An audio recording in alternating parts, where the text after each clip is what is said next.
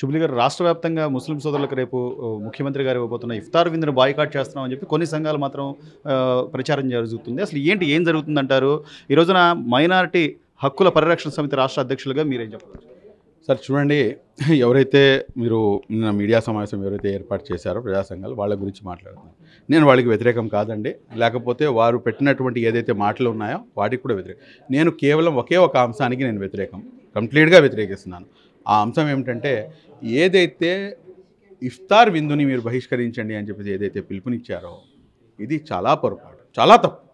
ఎందుకంటే హిందూ ముస్లింల యొక్క ఐక్యతకు విఘాతం కలిగిస్తున్నటువంటి ఈ తరుణంలో ఎంతమంది ముఖ్యమంత్రులు ముందుకు వచ్చి ఇటువంటి కార్యక్రమాలను ప్రభుత్వ కార్యక్రమంలా తీసుకొని ఏర్పాటు చేస్తున్నారు. గతంలో కూడాను జరిగినాయి, కాదని చెప్పను. కానీ ఇక్కడ ఉన్నటువంటి పరిస్థితి, ఇక్కడ ఉన్నటువంటి కల్చరు మనకి చాలా మంచి కల్చర్. ఇటువంటి కల్చర్ని కాపాడాల్సుకున్నటువంటి బాధ్యత మనందరిది. అటువంటి బాధ్యత కలిగినటువంటి వారు మీరు కూడాను అనేకమైనటువంటి ప్రోగ్రాంలు చేస్తున్నారు. ఏది హిందూ ముస్లింల ఐక్యత కోసం, భిన్నత్వంలో ఏకత్వం అని చెప్పేసి అనేక కార్యక్రమాలు చేశారు. కానీ ఈ చిన్న లాజిక్ మర్చిపోయి ఇఫ్తార్ విందును బహిష్కరిస్తామంటే కనుక ఇది ఏమాత్రం కూడా సమంజసం కాదు. ఈ రోజున వైసీపీ ఎప్పుడైతే నల్ల చట్టాలను తీసుకొచ్చిందో, ఆ నల్ల చట్టాలు అంటే ఇంతకుముందు సిఏఏ బిల్ కానివ్వండి, లేకపోతే వ్యవసాయానికి సంబంధించినటువంటి బిల్ కానివ్వండి, లేకపోతే ఇన్స్టెంట్ ట్రిపుల్ తలాక్ బిల్ కానివ్వండి, లేకపోతే ఆర్టికల్ 370 కానివ్వండి, అనేకమైనటువంటి ముస్లింకి సంబంధించినటువంటి చట్టాలు తీసుకొచ్చినప్పుడు ఎన్డీఏలో భాగస్వామ్యం అయ్యి ఉండకపోయినా కూడా కానీ పూర్తిగా దాసోహంగా ఉన్నటువంటి వైఎస్ఆర్ కాంగ్రెస్ పార్టీ అదేవిధంగా గతంలో 2023లో వక్ఫ్ రిపీల్ బిల్ అనేది తీసుకొస్తే దానికి 11 మంది వైసీపీ ఎంపీలు సపోర్ట్ చేసి, ఈ రోజున మీరేమో దానికి వ్యతిరేకంగా మేము వక్ఫ్ బోర్డు బిల్కి మేము వ్యతిరేకిస్తాము, మేము అసెంబ్లీలో చీల్చేస్తాము, చెండాడేస్తాము అంటే ఆ రోజు ఏమైంది? ఇది డబుల్ స్టాండర్డ్స్ అంటే. This is called double standards.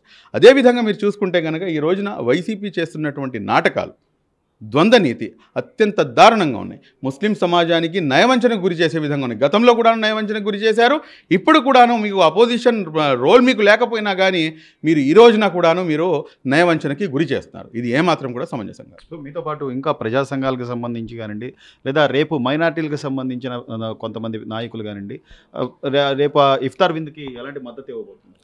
మేమైతే పెద్ద ఎత్తున రాష్ట్రంలో ఉన్నటువంటి ఎన్నైతే ప్రజా సంఘాలు ఉన్నాయో ఆల్మోస్ట్ నేను అందరి గురించి అయితే నేను చెప్పను, ఎందుకంటే అందరికీ కూడాను వారి వారి యొక్క ఒపీనియన్స్ పెట్టుకునే హక్కు వాళ్ళకు ఉంటుంది. కానీ ఖచ్చితంగా నారా చంద్రబాబు నాయుడు గారిపై మేము ఎలక్షన్ల కన్నా ముందు ఏదైతే చెప్పామో ఎలక్షన్ల తర్వాత కూడాను మాకు అదే నమ్మకం ఉంది. ఎందుకంటే ఆయన గతంలో కూడాను అదే విధంగా వివరించారు, ఇప్పుడు ఎన్నికలు అయిపోయిన తర్వాత కూడాను అదే విధంగా వివరిస్తున్నారు. కాబట్టి మా నమ్మకం కూడాను సడలిపోకుండా అదే విధంగా ఉంది. అదేమిటంటే మేము ముస్లింలను మేము గుండెల్లో పెట్టుకొని చూసుకుంటాము అని చెప్పేసి 2014 నుంచి 2018 వరకు బీజేపీతో కలిసి ఉన్నా కానీ ముస్లింలను గుండెల్లో పెట్టుకొని చూసుకున్నటువంటి నాయకులు నారా చంద్రబాబు నాయుడు గారు, నారా లోకేష్ గారు. ఇది 100% వాస్తవం. అదేవిధంగా 2024 ఎన్నికల్లో కూడాను ఇదే మాట నారా లోకేష్ గారు చెప్పారు, మేము ముస్లింలకు మేము మాట ఇస్తున్నాము, మేము గుండెల్లో పెట్టుకొని చూసుకుంటాము అని చెప్పి. ఎస్, ఆయన చెప్పినట్టుగా ఎన్నికల కన్నా ముందు మొత్తం కూడా అసత్య ప్రచారం చేశారు. 4% రిజర్వేషన్ వెళ్ళిపోతుంది, బీజేపీ అధికారంలోకి రాగానే ముస్లింలకు 4%. కరెక్ట్గా ఎన్నికలు జరిగి మీకు బహుమతి వచ్చిన తర్వాత కరెక్ట్గా 3rd డేనో 4th డేనో నేషనల్ మీడియాకి మాట్లాడుతూ ఇది సోషల్ జస్టిస్ అని చెప్పేసి సింపుల్గా కొట్టిపడేసినటువంటి నాయకుడు నారా లోకేష్ గారు. మరి అలాంటప్పుడు అటువంటి చిత్తశుద్ధి ఉన్నటువంటి నాయకులకి మనం వ్యతిరేకంగా ఉండాల్సినటువంటి అవసరం ఏముంది?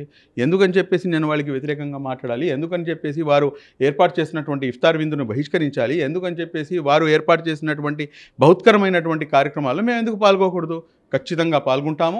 మాతో పాటు రాష్ట్రంలో ఉన్నటువంటి 50 మంది ముస్లింలందరికీ కూడాను పాల్గొనాలి అని చెప్పేసి మేము పిలుపునిస్తాం. సో చివరిగా సార్, అంటే ఆర్టికల్ 4 కానివ్వండి, లేకపోతే పార్లమెంట్లో ఎంపీ లావు శ్రీకృష్ణదేవరాయలు గారు లేవనెత్తున్న అంశాలు కానివ్వండి, ఇవన్నీ స్పష్టంగా కనిపిస్తున్నప్పటికీ కూడా ఇంత పెద్ద పండుగ, పవిత్రమైన పండుగ ముందు ఇలాంటి రాజకీయపరమైనటువంటి అంశాలను తెర మీదకి తీసుకురావడానికి ఎలా చూడాలి? అంటే ఒకటి సార్, ఇక్కడ మీరు గమనించాల్సినటువంటి అంశం ఏమిటంటే తెలుగుదేశం పార్టీ చాలా నిజాయితీగా నేను చెప్తున్నాను. నేను తెలుగుదేశం పార్టీ సభ్యుడిని కాదు, ప్రతి ఒక్కరికి తెలుసు. నేను ప్రభుత్వంలో భాగస్వామ్యం నాది లేదు. కానీ మనకి ఆయన చేస్తున్నటువంటి ఏదైతే పనుందో ఈ రోజున జేపీసీకి వెళ్ళిందంటే బాబు గారి వల్ల జేపీసీకి వెళ్ళింది. ఈ రోజున వక్ఫ్ అమెండ్మెంట్ యాక్ట్ ఏదైతే ఉందో ఆ యాక్ట్ 944 పేజీలు. నాకు తెలిసి ఈ రాష్ట్రంలో ఎవరైనా చదివారా లేదా నాకైతే తెలియదు. నేను మాత్రమే చదివాను, లేకపోతే మా టీం మాత్రమే చదివింది అని చెప్పి నేనైతే క్లెయిమ్ చేయను. బట్ 100% మేము ఒక మాట అయితే చెప్పగలం, 4 సార్లు 944 పేజీలు మొత్తం తిప్పేసామండి. 50% ఏదైతే మాకు ఉన్నటువంటి కన్సర్న్స్ ఉన్నాయో వాటిని తెలుగుదేశం పార్టీ వాటిని లావు కృష్ణదేవరాయలు గారి ద్వారా నారా చంద్రబాబు నాయుడు గారు, నారా లోకేష్ గారు, అదేవిధంగా మన మైనార్టీ మంత్రివర్యులు ఎన్ఎండి ఫారూక్ గారు చాలా స్పష్టంగా దానికి మనకి అనుకూలంగా తీసుకుని రావడం జరిగింది. ఇంకా కొన్ని అంశాలు ఉన్నాయి. ఆ అంశాలపై కూడాను మేము వారితో మాట్లాడడం జరుగుతుంది. ఖచ్చితంగా మాకు నమ్మకం ఉంది, ఖచ్చితంగా వీటిపై కూడాను ఒక మంచి విధంగానే దీనికి ఒక కంక్లూజన్ ఇస్తారు అని చెప్పేసి.